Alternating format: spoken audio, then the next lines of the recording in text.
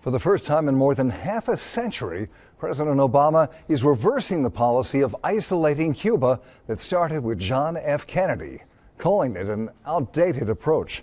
In simultaneous speeches today from Washington and Havana, President Obama and Cuba's President Raul Castro announced the reestablishment of diplomatic relations and a limited prisoner swap, as well as new economic and travel ties with the communist island. But I believe that we can do more to support the Cuban people and promote our values through engagement. After all, these 50 years have shown that isolation has not worked. It's time for a new approach.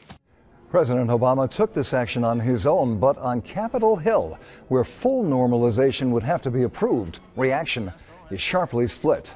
So this week's Say What asks local folks about Cuba. Is President Obama doing the right thing for America and for that communist island?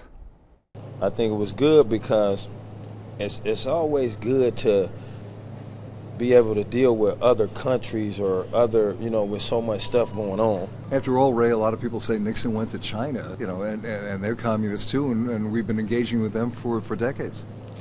And I think that was pretty cool. That was pretty good. I'm shocked, but Why are you shocked? it's just kind of like not something that you'd expect, I guess. You're too young to remember this, Alyssa, but back in the early 1960s, when President Kennedy was in office, we had a Cuban Missile Crisis because the Soviet Union sent nuclear weapons to Cuba, and they're just 90 miles away from us. But you don't think that something like that's going to happen now? Maybe they could just be setting us up and something bad happen and we not expect it and we think that we're fine with them. John, the people who are opposed to change, like Senator Marco Rubio, whose parents, of course, fled from Castro, they say we're going to cement communism and repression in Cuba for another generation. What do you say? I realize Cuba is run by a really bad dictator, and there have been terrible things done to the Cuban people, but we, by approaching them in a different manner, can perhaps bring about some positive change.